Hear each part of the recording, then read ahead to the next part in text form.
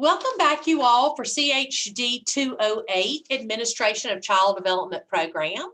This is going to be the lecture video for Chapter 11, Evaluating Center Components. Evaluation is an ongoing process. An evaluation can take the form of an analysis of a person's behavior, of an administrative policy or procedure, or some other component of an early childhood education program, or even the whole program. Early childhood center evaluation has often focused on classroom practices.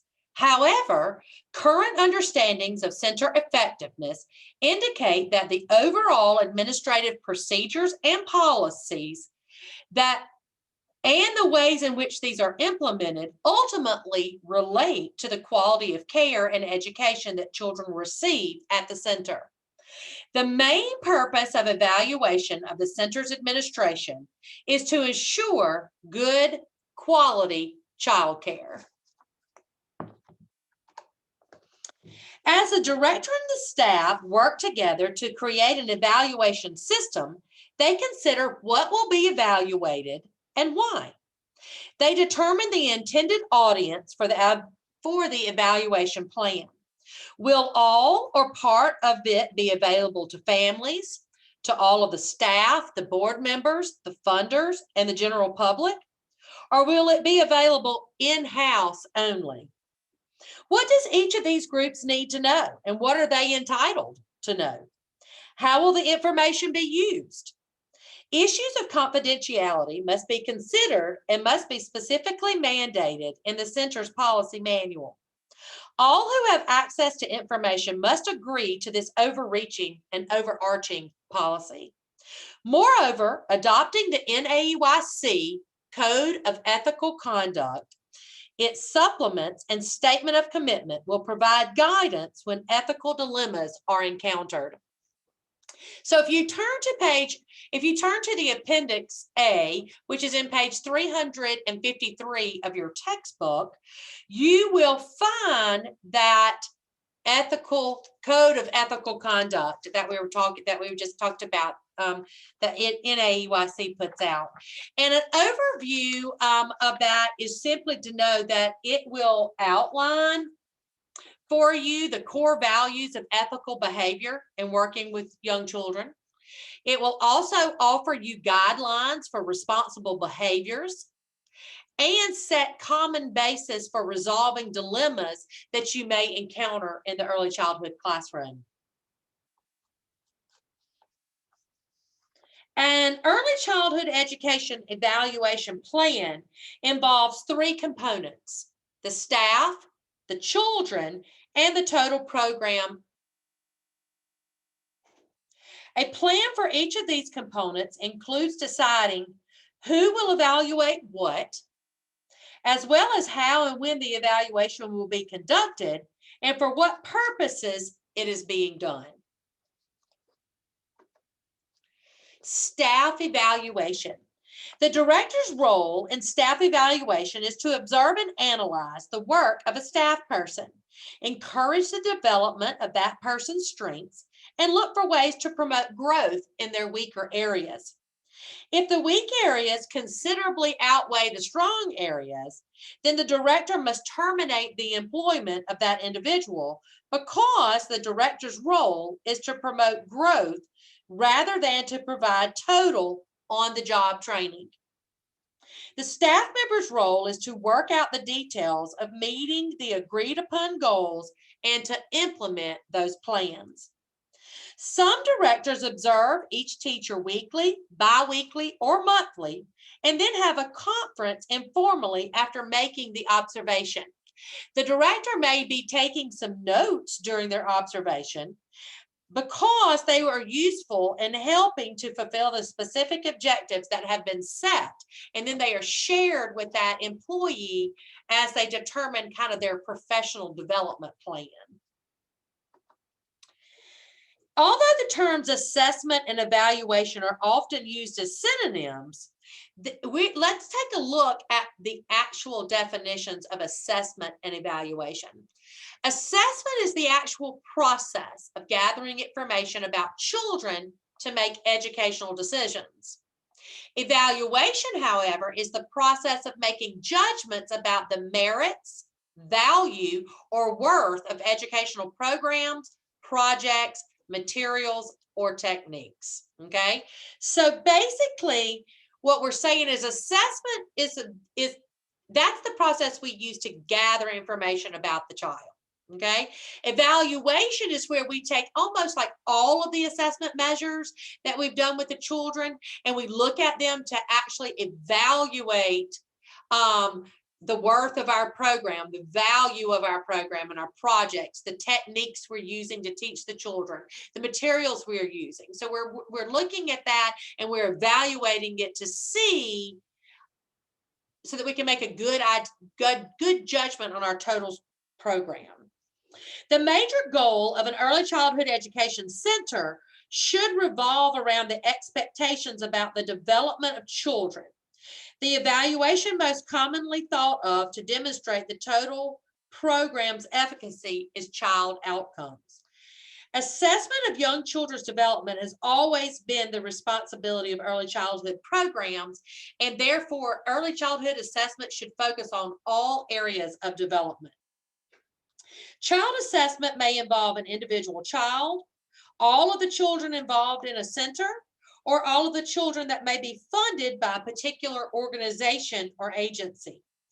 The director must be sure there is a valid reason for the assessment and that the assessment process will not be detrimental to the child or children, and that the parent has been given and that the parents have given consent. NAEYC put out a document that is entitled Early Childhood Curriculum Assessment and Program Evaluation, Building an Effective Accountable System in Programs for Children Birth through age 8. This is a joint statement that reminds us to make ethical, appropriate, and valid, reliable assessment a central part of all early childhood programs. And to assess young children's strengths, progress, and needs, we should be using assessment methods that are developmentally appropriate, culturally and linguistically responsive, tied to the children's daily activities, supported by professional development, include their families, and connected to specific beneficial purposes. So assessments must be linguistically, culturally responsive, tied to those daily activities, supported by some professional development. We need to give teachers professional development on how to use them and how to appropriately administer the assessments. Inclusive of the families, meaning the families have given permission, but we're also sharing those results with the families. And then, as we said, there's got to be a purpose. There's no, you have to have a purpose for assessing, and it must be beneficial to the child. So in the relationship to standards, one purpose of assessing children or classrooms or the program is to improve the quality of that early childhood care and education. So what we're doing is we're taking that assessment and we're relating it to those standards to determine if the center is meeting the needs of the children, because that is ultimately what our assessment should tell us. If our assessment is tied to our philosophy and our goals, then we should be able to use those results to determine if we're meeting the needs of those children. Assessment of child progress is ongoing and is expected to inform the day-to-day curriculum that is happening in your center. The tool must be valid and reliable, and the assessor or the teacher must be using the tool in a specified manner. Directors must know which methods are appropriate and must ensure that only appropriate methods are employed. And as I said, you have to look at the director, and then also the teacher has to look at those evaluation tools or those assessment tools and make sure that they're developmentally appropriate. As I said, cultural and linguistic responsiveness of the methods, have a connection to the methods to children's daily activities, that you can get multiple data over the course of time. Supported by professional development, meaning that you've gotten some training on how to use them, include their families, and have a connection to a specific and beneficial purpose. And remember that children are used in an early childhood setting or assessed individually and not in a group setting. The director, in consultation with the teaching staff, decides on the tools to be used to document each child's progress. The assessment should also lead to planning to meet each child's needs. The first question you need to ask regarding any child assessment tool is it ethical to use this procedure? Early childhood teachers must be aware of and follow the code of ethical conduct. The principle of "we shall do no harm to children" supersedes all other principles in the code and can be used as a first consideration. So keep in mind that screening instruments are intended to provide to provide the teachers with information individually about an individual child, okay? Not necessarily a group of children, okay? So here are some tools we can use. Teacher observation. Throughout the year, the teacher may keep anecdotal notes about each child, and these anecdotal notes are written based off of the observations. Using this method, the teacher is able to make statements about each child individually, placing emphasis on what the child's needs were based on initial observations and how those needs were met. Remember that in a teacher observation and in that anecdotal record, that it is subjective data that is provided by the teacher and is valuable only if the teacher is a skilled observer and collects data regularly. Teacher observations and anecdotal records are useful in documenting a child's behavior, but not necessarily their progress, okay? And like their academic progress or their social, emotional, developmental progress, okay? But very much so useful in documenting their behaviors. Checklist. The director may find or create a checklist that names the behaviors toward which some of the center's objectives are aimed. Then all the teacher has to do is merely check whether or not the child exhibits the listed behavior based on their observation. And checklists are generally useful in documenting a child's developmental progress as well as their behavior. Rating scales. Rating scales list behaviors that closely parallel the center's objectives. The rating scale alleviates the problem created by the checklist by providing a way for teachers to qualify their answers. The teacher rates each child at least at the beginning and the end of the school year.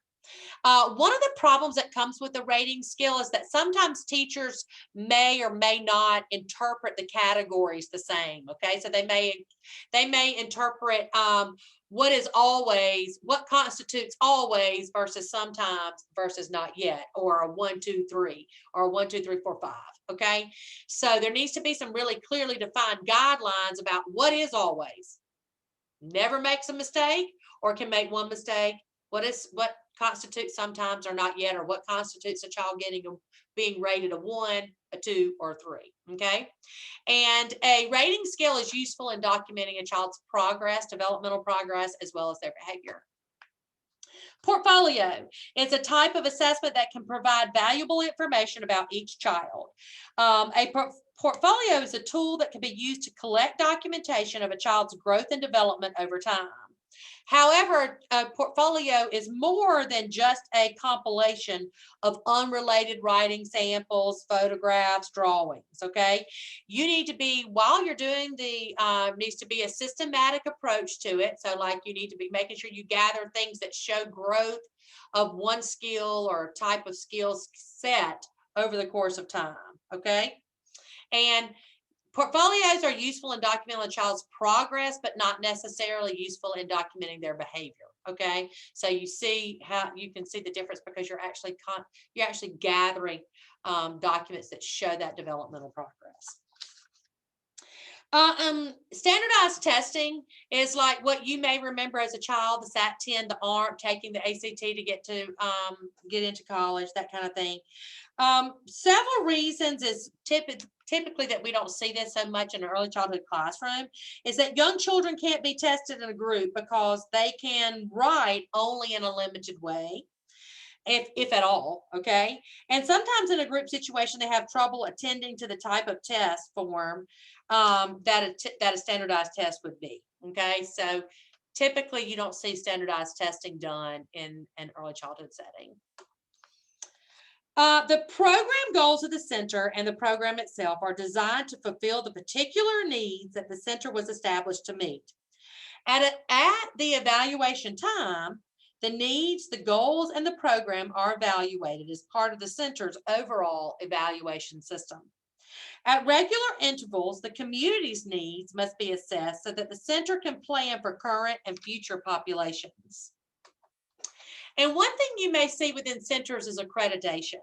Accreditation in early childhood refers to a type of center evaluation conducted by an outside agency, usually a professional organization. There's several groups that offer this type of accreditation. One that you know all about is NAEYC. Okay, these agencies, they create descriptions of what a high quality early childhood education program looks like, and so they set this criteria. And if you do, if you decide that you wanted to become an accredited center, you would do the self-study, meaning you would get kind of a checklist and evaluation system kind of going and say, looking at it to see, do you meet all of these things? And then if so, you would have to submit all the proper documentation so that you could be checked off to say that, yes, we do all of these things. So that wraps us up for chapter 15.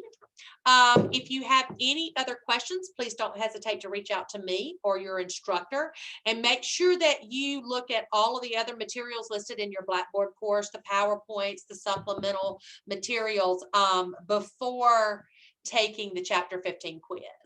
I hope you have a wonderful week, and I'll see you again soon.